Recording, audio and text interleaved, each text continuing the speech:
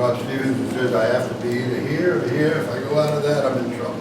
If I start wandering, give me a motion. I've done this a couple of times. I did it at the Rotary 2 or 3 years ago, and I've changed it since because I've done it twice at Peter's AP classes, and I've noticed that when I first did this, I had a PowerPoint presentation and had a lot of facts and figures, and it kind of got bored.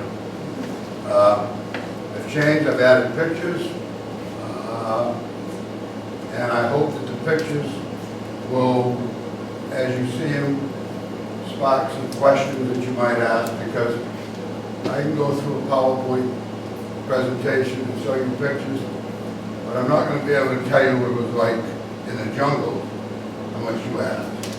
It's just, I don't have any pictures in the jungle. We were busy. This is, I came across this quote last week in a book that I'm reading, and it was by Doug Stanton.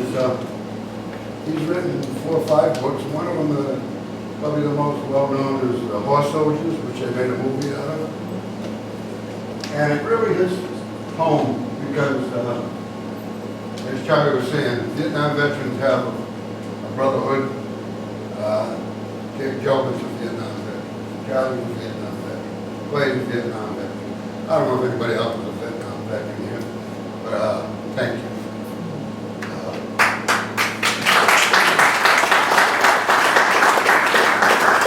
When we came home, we weren't really the most popular guys on the block.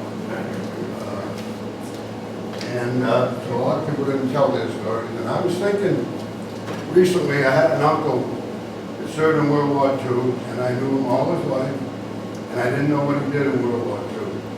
And after he died, I found out, and I was flabbergasted because I wish I had known, so that I could talk to him about it and show him a lot more respect, because he was a glider pilot. Now, and he did, invasions in southern France as a glider pilot. That's all volunteer, a one-way trip in with a wooden plane with no engine, crash landing. You had to be crazy to do that. And, I wish I'd known. So, come to say that it's time to tell the story. And show Billy's book. Billy Smith was my platoon sergeant when I went into Vietnam up in Downtown. He's one of the 3 best soldiers I ever served with. He was from Alabama. He couldn't understand me, and I couldn't understand him. But we got along very well. He actually, when he was in the Repo Depot in the 25th Division, it was around Christmas time, and he and 40 other guys were assigned to set up the chairs in Coochie, Vietnam, with the Bob Hope show. They set up the chairs. Bob Hope was rehearsing. Told those guys, okay, you got the first 4 rows. They set up like 2,000 chairs, and he had packages for them that night.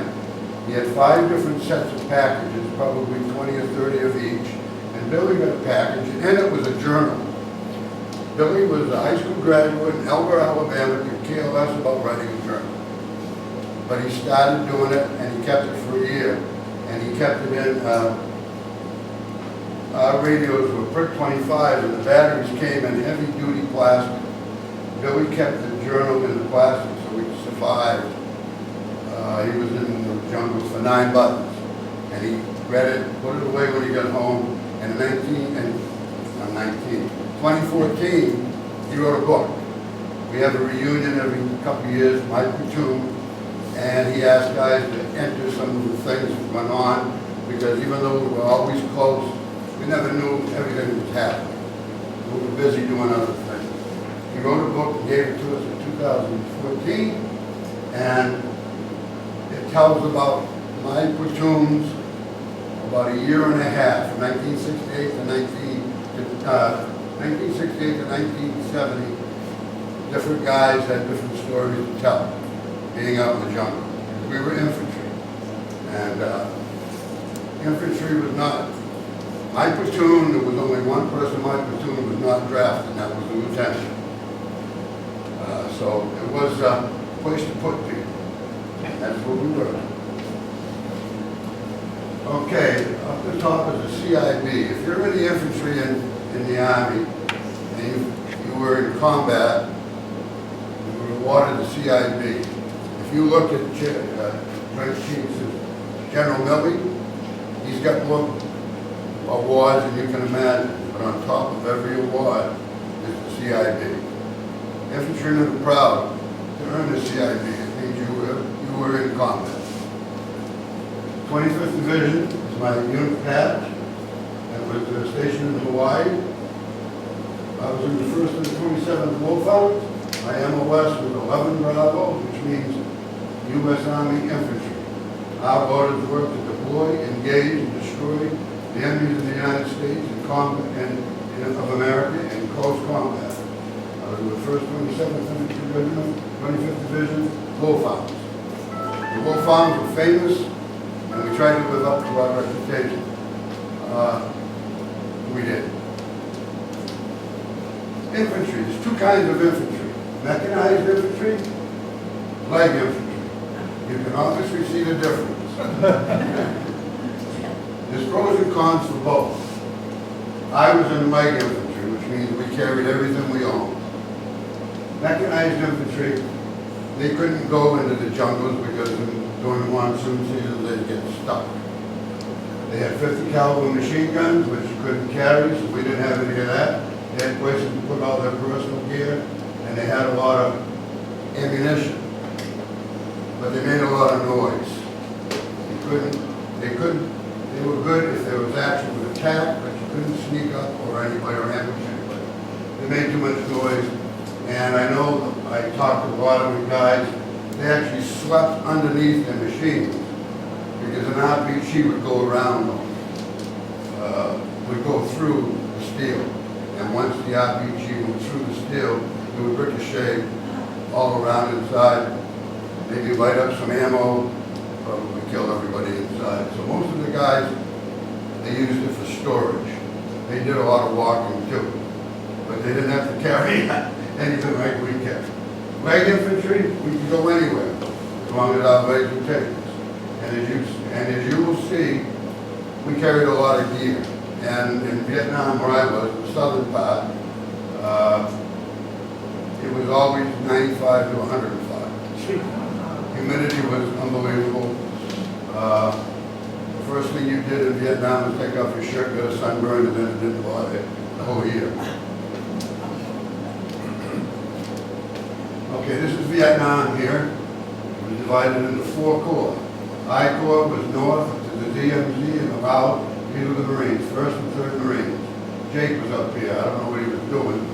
He was up there hiding probably. 2nd Corps was the 4th Division, 101st Airborne, the Americal Division. This was not jungle, but partially jungle, but they had central highlands like the Marines. They had APCs up there, mechanized infantry, because they could go pretty much everywhere, even during the monsoon. This is the Ho Chi Minh Trail. This is the famous Ho Chi Minh Trail where the Vietnamese got all their supplies through Laos and Cambodia, neutral countries which we could not touch, but they could touch us.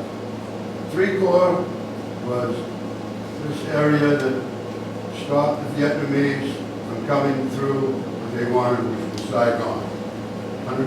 1st Airborne and the 25th Division. 4 Corps was the 9th Division, and the 1st Division was protecting Saigon from the south. This was the Delta. That's where they had the Brown River Navy. Very much wet. We were jungle, rice paddies, and again Cambodian border. So our main job is to protect Saigon from communists. This is the insert. Here's Saigon. This is Cu Chi. That was division headquarters. That was like, I picture it like a small version of Keene, New Hampshire. There were probably 12,000 men in Cu Chi. All support. It was a big base. They had PXs. They had 2 hospitals. Both had 25th Met. Airstrip, helicopters, everything you could imagine. Support. All around the area. When I came in, I was at the Dewey Bar Dam, which was a mountain. It stuck out like Monadnock. It was the only thing for miles. It was 3,000 feet high. It stuck out. We controlled the top. We controlled the bottom. During the whole war, we never controlled the middle of that mountain. St. Anne was known as Rocket City. It was right on the Cambodian border. After about a month up in Dewey Bar Dam, which was where the Michelin rubber plantation was at, they moved my outfit down, and we built fire support base Chamberlain, which is right on the Cambodian border, about 4 miles.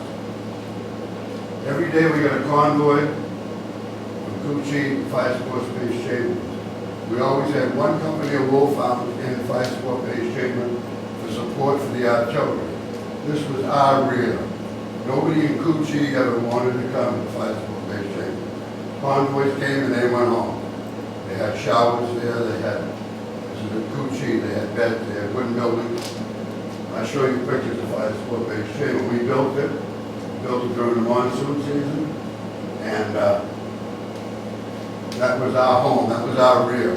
We always had one company in for support for the artillery and our mortar platoon, with the other 3 companies around the jungles patrolling the border. When we get in there for a week, it was like being in the 7-Eleven. The Marriott. Kuchi was the Hilton.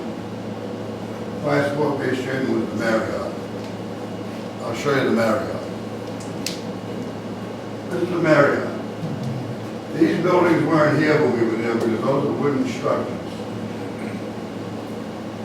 In the monsoon season, we had the engineers come in, 65th engineers, these are rice paddies, and they bulldoze all these burns, and I'll show you a picture of the burns later. But these buildings were not there. Everything here in this whole place were bunkers.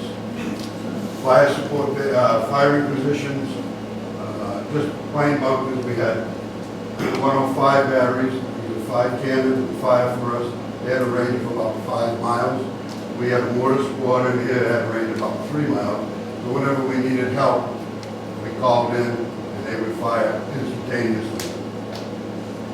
Our job was to protect them. This section right here was the Alpha bunker line. I was an Alpha company. Alpha, Bravo, Charlie, Delta. Never were 4 companies in there. There was always one, but they manned the whole bunker line. And when they built it during the monsoon season, we had to get steel, I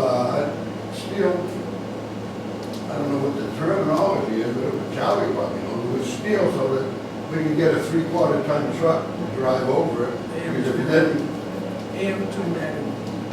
AM2 matting. AM2 matting. They're an engineer. They all. I was a grunt. I just know it was dry. When they built it, they did, like I said, they did the bulldozing during the monsoon. And when the monsoon season was over, the bunker line was like cement. It was hardened cement. It was hardened so bad. We had wire and everything out here to protect everybody.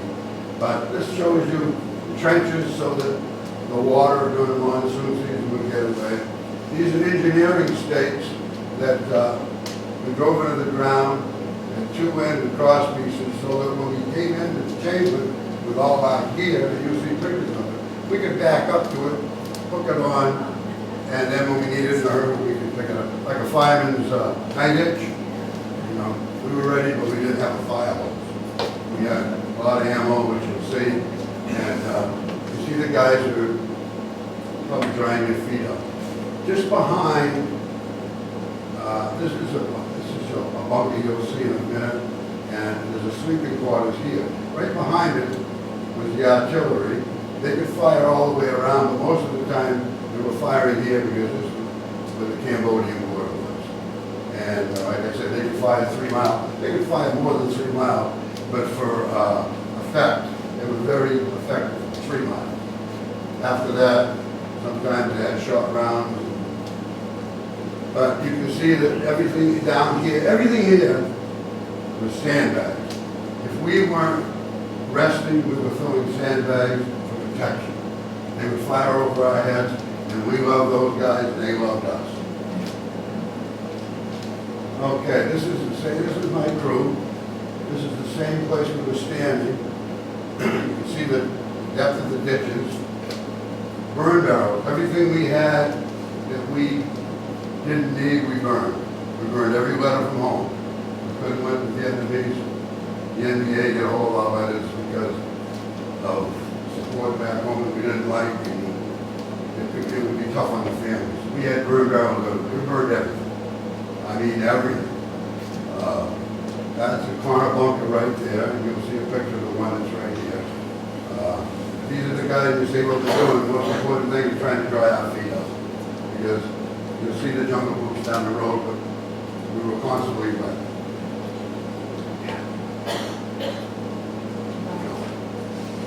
Okay, this is the bunker that I was talking about. This was made by 12 by 12 inch wooden planks that we got. We put it on, we have this Jolly specialty across the top. We had to have three rows of sandbags on top of each other, and according to what U.S. Army regulations said, that would take a mortar round, an 81 millimeter mortar round, direct hit and survive.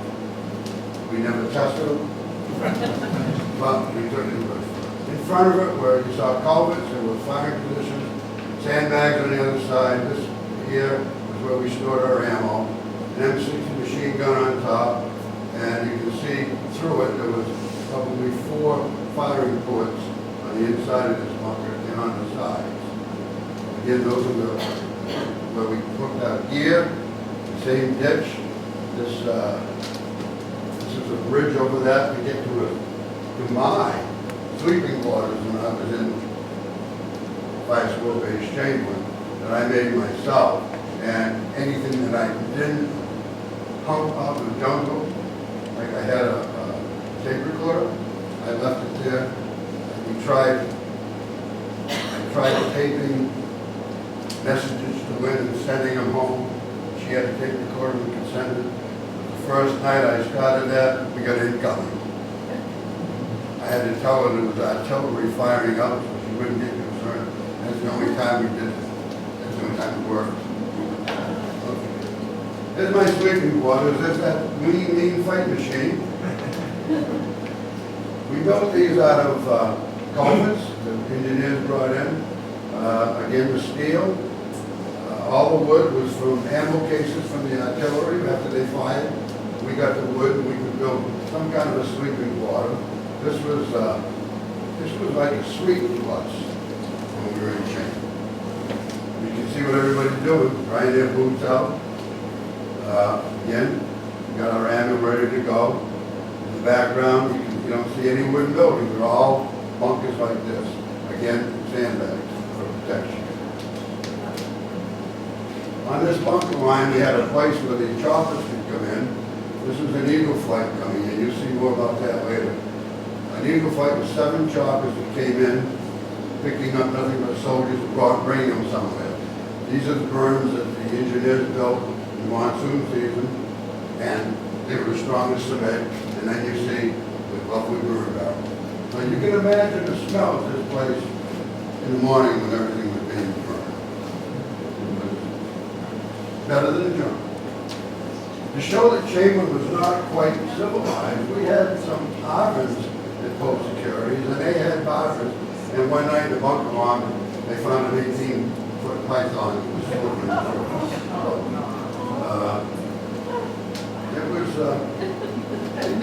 Chamberlain needed a little urban renewal. Okay, when we were out in the jungle, this is a typical squad. There were 3 squads or 4 squads to the platoon. This unit is going from left to right. The point man, 2 flanks, they cover his left and his right. Right after that would be the M60 machine gunner in case they ran into anything. And then an M79 grenade launcher. I have the lieutenant here with his RTO. The RTO was always, we didn't have computers or what they've got now, you know, they can instantaneously call that a 25 with a battery and carry it. You'll see that. A medic, and then another squad leader. There might be 7 or 8 members of the squad, depending what happened the previous week. There were 3 or 4 squads in the platoon, and We always worked, well, 99% of the time, we worked in platoon, 27 to 37 men. We never very much did a company, which was 3 platoons, 100 and something men, unless it was a major operation. We were out there with 30, 35, never more than 35 guys. An M16, everybody calls them M15s now, and all the terrorists have them and all that. But the M16 was a new rifle in Vietnam. They had straps on them. We didn't use the straps. We didn't use them the way they were supposed to. We tied them off here. You tied them off here. You see in World War II guys watching M1s over their shoulders. Well, when they get fired on, it took a long time to get it off your shoulder. And we had the strap from here to here, hung down, and our hand was right there, and the safety was there, and you just moved it up. So, an eighth of a second to be in, right. Magazines have 20 rounds. Ours we only put 18 rounds in it. If we put 20 rounds in it, the spring, with the jungle and the humidity, would rust, and it might jam your rifle. So we only had 18 rounds and 20 round magazine. Something you learn by experience. M60 machine gun. This is the way it was carried. The guy carried it, had probably 30, 40 rounds in it, ready to go. You can see the guy with him, got another 100 over. Everybody in the squad carried another 100, 125 rounds, and trying to be polite. So when we had a terminology when we got in trouble, and when it hit the fan, this guy would come down and fire as fast as he could. Everybody else had to get the M60 ammo to him, but you weren't going to run to the guy with the M60 because the enemy knew the M60 was there. So everybody was right here. You can see that metal piece goes over, and over here, these two go under. There would be a round there. That's how you cut them off. There's a metal round. So when it hit the fan, you had to get the ammo to the M60 gun. So everybody's down, and then you start getting fired. And it's funny to think of, but you're taking your M60 ammo around your waist, breaking it off, and throwing it over to the guy, and this guy that's helping him is trying to catch it without getting exposed, hooking them together to feed their machine gun, because the machine gun was that threw out the firepower. I mean, comical as it sounds, it worked, as long as he didn't get hit. They would go 10, 15 second bursts, put out 50, 60 rounds, have to cool it off. They had a tripod if you needed it, very seldom they would lay on the ground.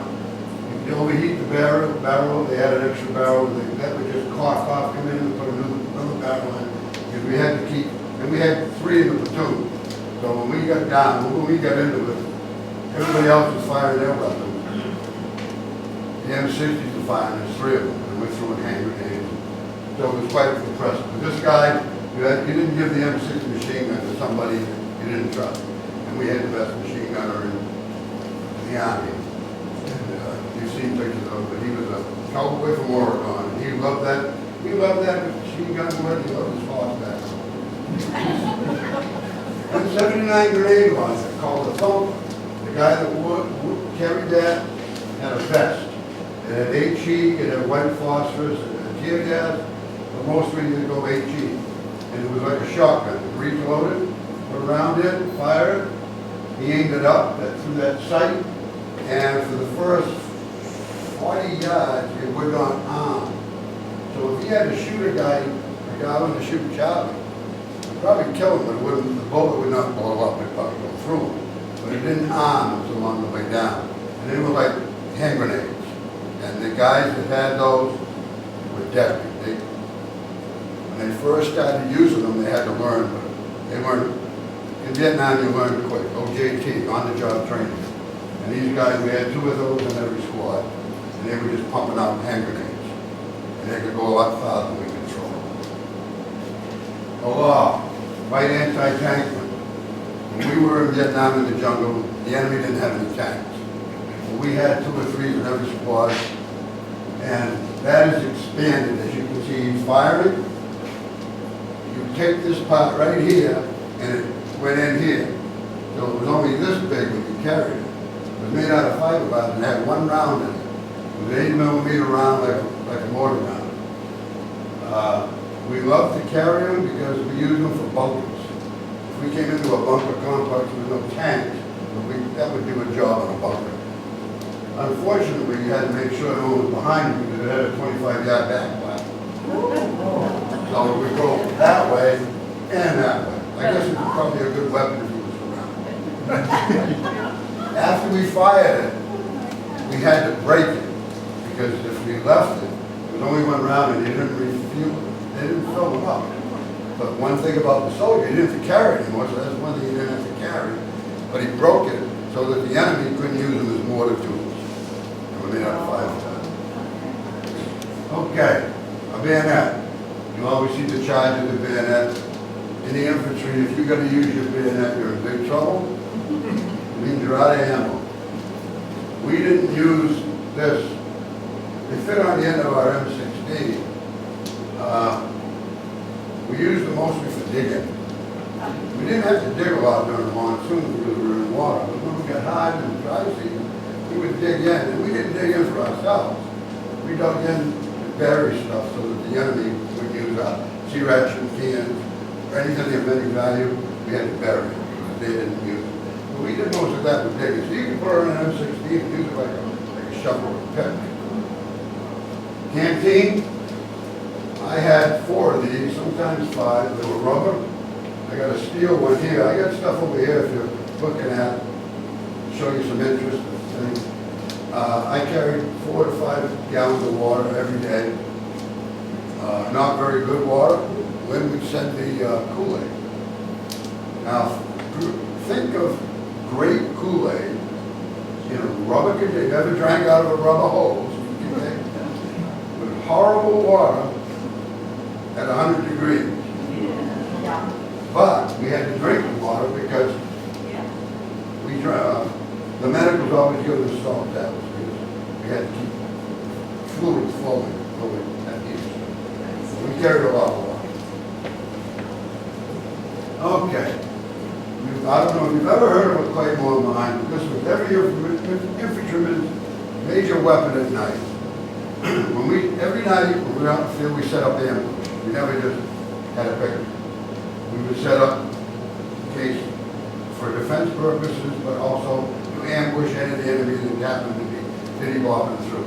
They moved a lot at night. They didn't move in daytime because we had so much firepower they didn't want to mess with it. So they caused trouble at night. Everybody had a claymore, some guys had 2. If we set up in a position, we would set the claymore up probably 50, 60 yards ahead of us. Sometimes some outfits painted the back of it white. It says front towards enemy. That seems kind of, yeah? But Vietnam, there were no lights. No light. Picture yourself at night in a closet with no lights on in the room. That's how Vietnam was at night, except for the staff. So when you put that out, that also had a back blast. It would send 300 ball bearings out at an arc, but back it would come 25 yards of ball bearings also because it's full of C4 explosives. So when you're out there crawling around putting it out, you want to make sure the front's towards the enemy.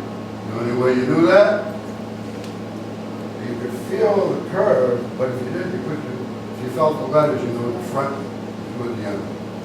Then we would string this wire back to our position, have a detonator. There's a blasting cap on the end of this, we would hook it up there, bring the detonator, this is the safe, and we would all have them, and we were always at 50% awake at night, so if any movement came, we'd wake up the guy next to us, and if there was movement up there and we thought we had to blow a bush, he would have 8 or 10 of these go off at the same time. One of these would take out the building. So, nothing survived. And it was quite impressive and we loved them. And another thing, when we used them, it meant that was probably over unless we were fighting battalion or brigade, because if it was a platoon, we'd wipe them out. So that was, and these were steel so they could turn and you could put them into the ground. Smoke grenades. Why would you have a smoke grenade? They came in red, blue, yellow,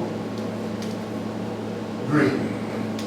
And everybody carried at least two of these, and we all had, we rotated colors.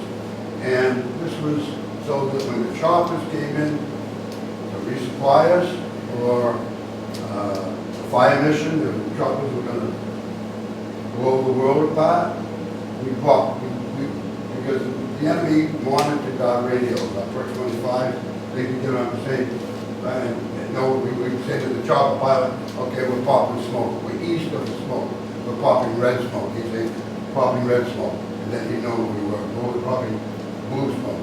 We never had white smoke, because that was white phosphorus, and that would blow, that would burn up. So it was all communication thing.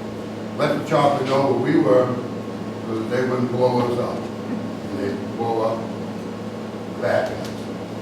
As you know what a hand grenade is, they call them pineapples in World War II. They changed it because everybody in the United States can throw a baseball.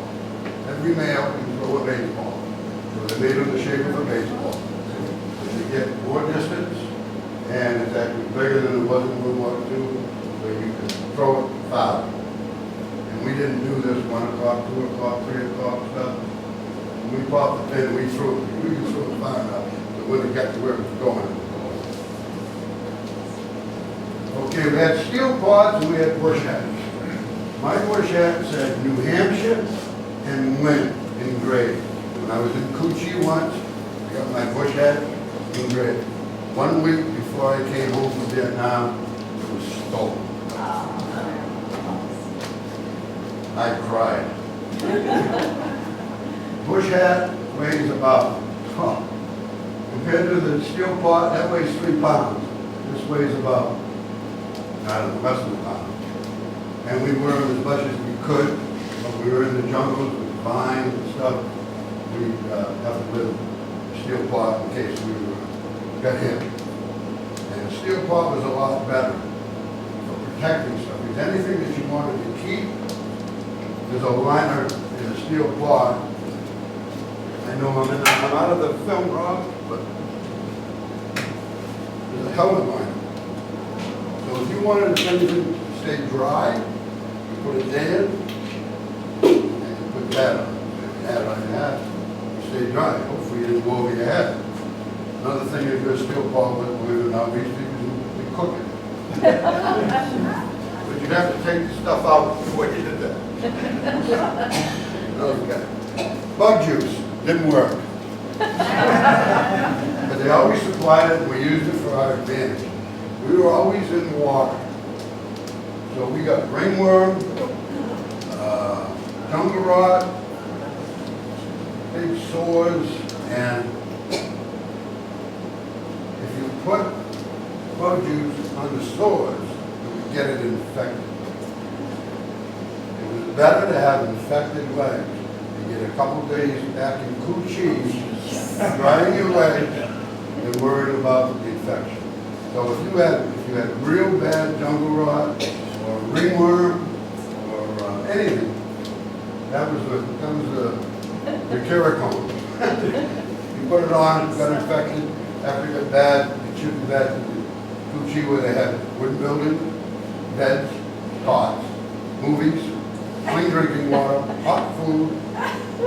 Made sure they sent you back out as soon as they could because the infantrymen, they were dedicated to what they did. If they could get a day in the rear, they'd take it. Because there's 1 day less in a year we had to serve.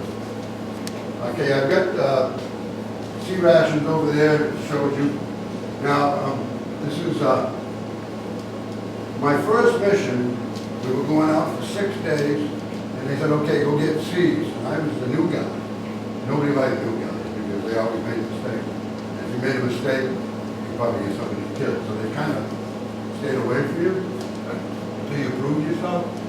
So all these guys are getting their C-rations, and we're going to go for 7 days or 6 days, so you got 3 meals or 2 meals a day, times 6 days, 12 boxes, times 3 cans. They're throwing cans away. I'm wondering what's going on. The weight, because we carry 90% of everything we carry was ammunition or something to kill people. So we would throw 2 of these away. Was to give them to guys who were staying in chamber or something, they had extra chow. And we'd live on maybe 2, maybe 3 cans a day. And you can see the size of those cans. They're not as big as they look here.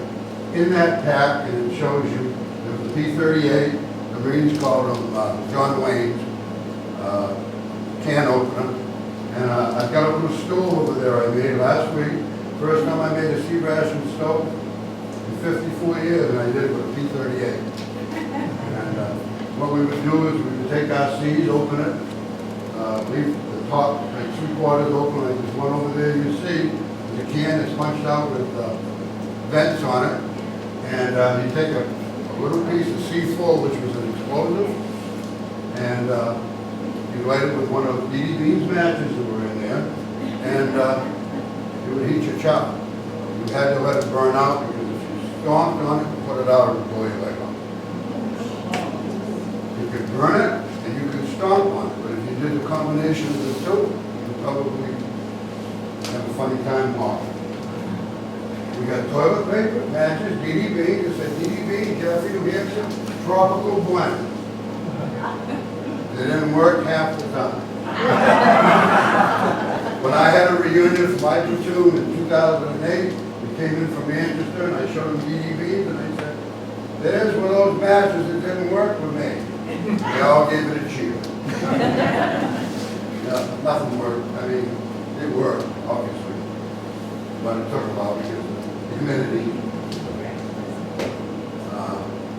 A rucksack. This is personal gear. We never put ammo in there because if we got in trouble, first thing we dropped was our rucksack. Everything else on us was ammo or firepower.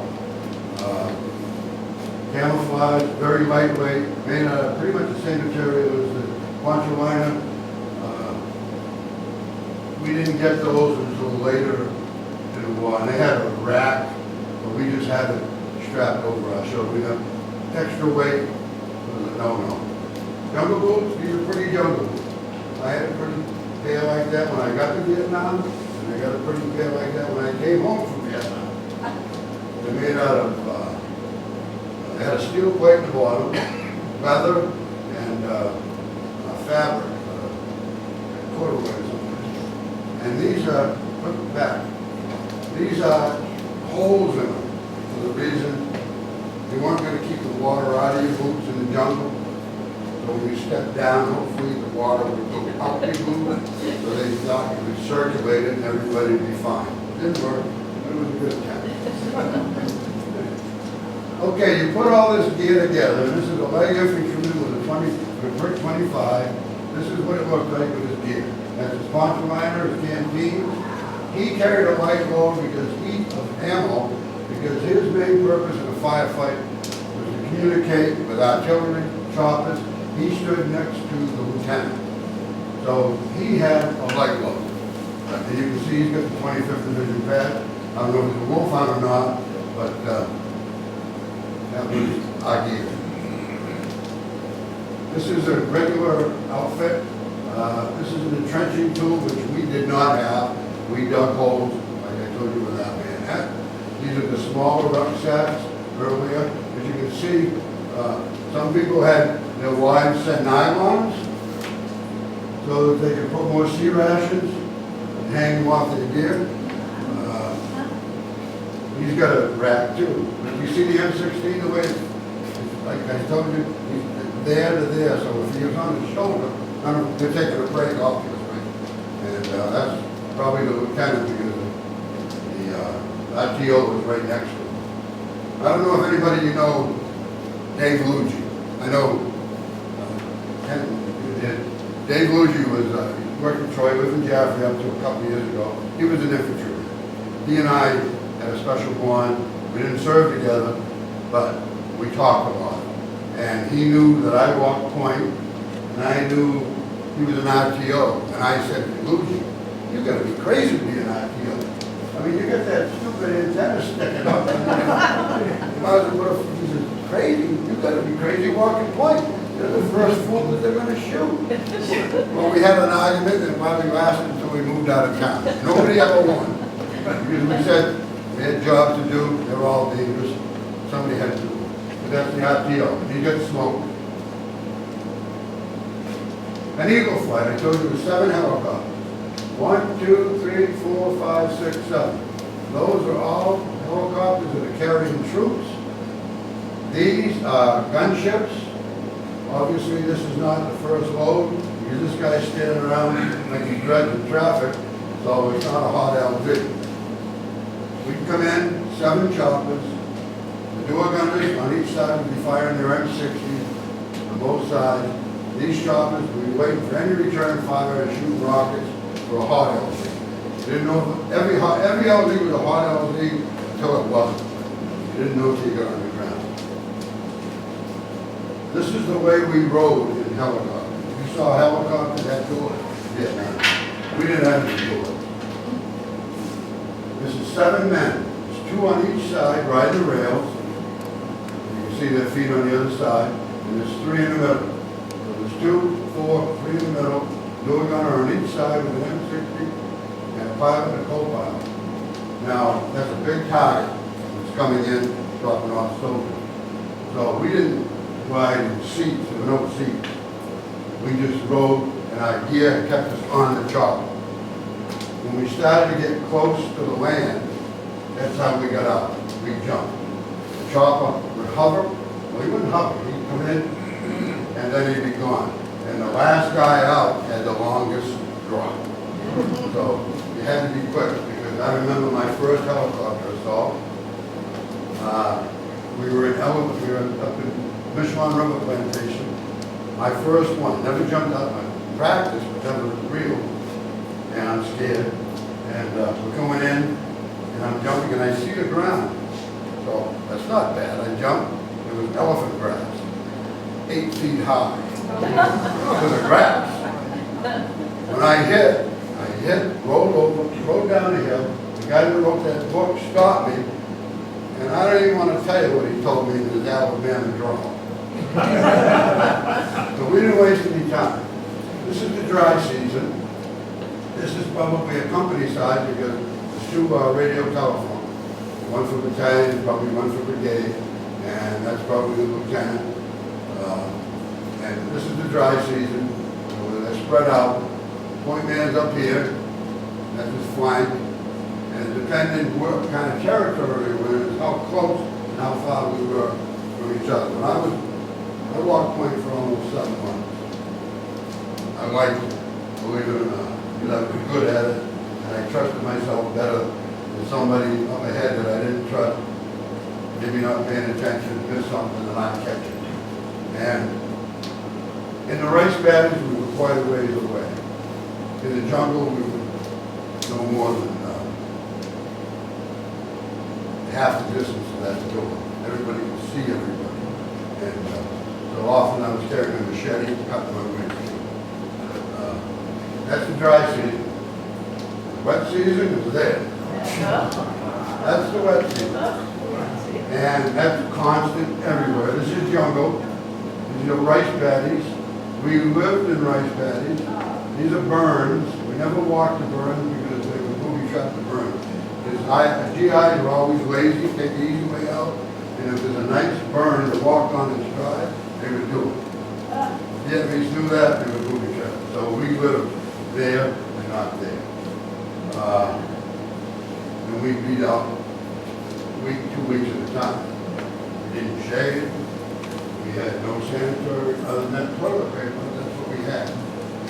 These are canals, and that's the way we went. I told you I could, guys with M16, hang it down. keep it high when you're going across. Good place to get ambushed because you're moving slow. Point man was always hesitant to be the first one. And you notice I'm not 6'5". So sometimes those canals are a little high. This is triple cantaloupe jungle. You can see the difference. Point man would have to be close so that his flanks, you keep an eye on him and the flanks. They're on break, obviously, but that's all bamboo. A lot of times we had to chop our way, or we blow our way through. Sometimes we recon by fire. Funny story, I had a medic. Our medic was a Chinese American, and he was a great medic. And he carried a rifle, he wouldn't carry a pistol. And he had one magazine. So one day we're coming into a hedgerow, and we thought the enemy was there. So we said, okay, we'll recon by fire, right? Put one magazine in, 30 guys fire into the hedgerow, and you get some return fire rather than walk in. So we did. The medic did it too. He was the only magazine he had. We had a rifle with no bullets. And he wanted to, anybody got an extra magazine? We had our own magazine. So he started performing to be a medic, not a rifleman, which was fun, because he wasn't much of a shot at it. Okay, this is me. This is the guy that wrote the book, Billy Smith. This is Perez, he was on RTO. And this was Larry Matarochi from Colorado. That was the day he got offline after about 7 months and went into weapons platoon. An offline job for us was weapons platoon, which means we were in fire sport base chamber all the time. That's the great sleeping quarters, hot shower every now and then. And another offline job for us was door gun. Everybody said, oh, those door guns. They had a heck of a job. That was offline. Because, yeah, you fired a lot of ammo, you were in danger, but you went in every night, slept in a bed or a cot, and had showers and hot showers. So if you had a chance to get offline, be a door gunner, everybody volunteered. Door gunners, that was good. And there's that lean fighting machine. I don't know what I'm doing, but I'm standing there. I guess looking stupid. Okay, there's him again. That's when I made sergeant. I got off point. And I always had a smile. We had these little, I don't remember, the Kodak 110 schematic. Yeah. We put the thing in and everybody had those. And we could take pictures when we had a chance. And the Army gave us envelopes when we got an SP pack about once a month. And we could put a expanded film in there, send it to Hawaii, and have them developed, and they send us back. We didn't get them for a couple months. That's that sleeping quarters I showed you earlier. Black and white, that's our medic. This was after we got hit bad in September. The whole company got hit bad. We had a lot of casualties, and they brought us in to get replacements.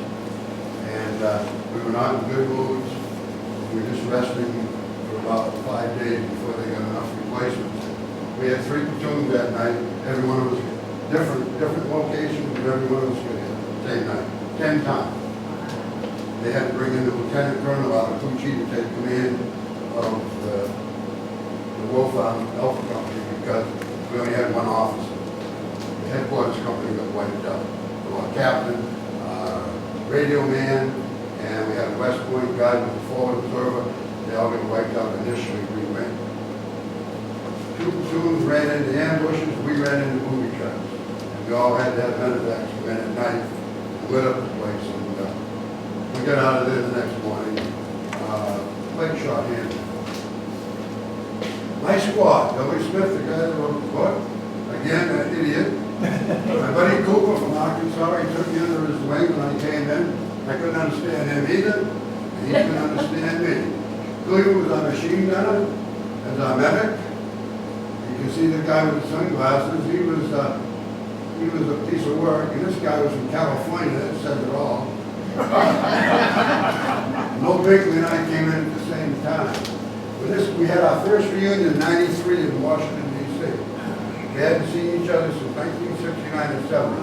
There were 18 of us, good wives, and a little girlfriend. and everybody looked at each other. We had this nice place, and we had a dinner. Koopa sat next to me, and everybody was supposed to stand up. I'm Rick Lambert. I've been doing this. Glad to be here. Thank you. Sit down. Koopa gets up. I'm Larry Cooper from Texarkana, Arkansas, and I still can't understand a word Rick Lambert said.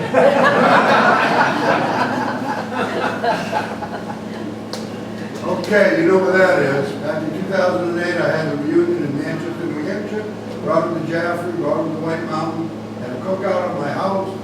202 was blocked off at 4 o'clock on a Friday afternoon by Chief of Police Bill Oswald.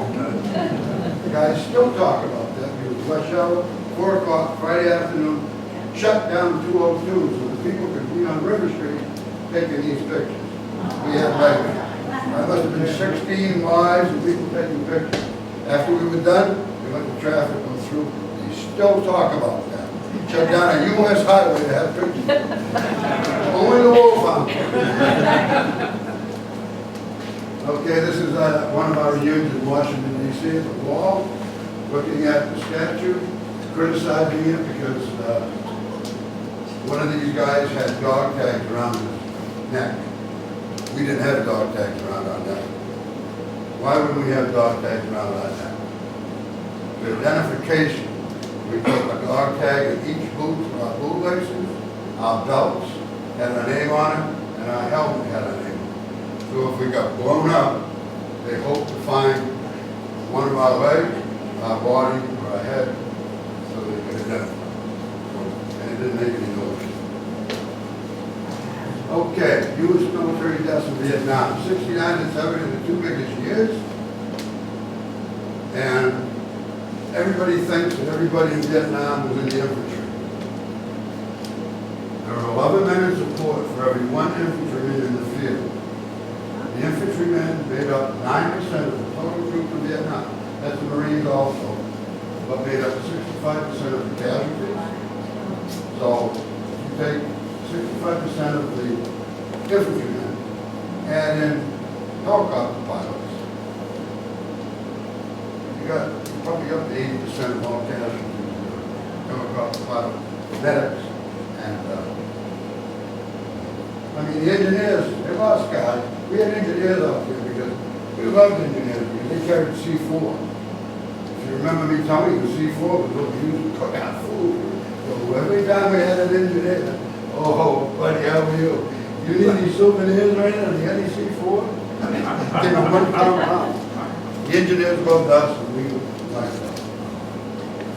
That's the statue down at the wall. If you've ever been there, it's pretty realistic, except this guy's got a flat jacket. Now, Marines up north use flat jackets. I don't know if it was cooler or what. We didn't have flat jackets. It was too heavy. And we just didn't use it. Towels we used, that was put around the neck because we had straps for all ammo and stuff, and then we take the sweat and loosen the straps, and that's the typical M60 machine gunner. This is a memorial to the women that served in Vietnam. They were casualties, not just the nurses. They had donor dollies. They got killed, and it took them a while, but I think it was like 5 years later, maybe even longer, they added a statue to the women who served in Vietnam at the wall. This is the wall, 58,200 men and women died in chronological order. Where the V is, that's where it starts and goes around and comes back. We have, our first reunion was in Washington. We hadn't seen each other for 1993, 23, 24 years, anybody. And so it was quite emotional when we went down there as a group and found names of guys we served. The good part about that is when everybody got wounded, I got medevac. And Billy Smith wrote that book, and he was writing the book, he thought I was dead. Because when you got medevac, sometimes you didn't come back to your company. And they never knew what happened. So, one thing about the wall is when we got there, we thought guys got medevac, they weren't on the wall. So we knew they made it. Okay, so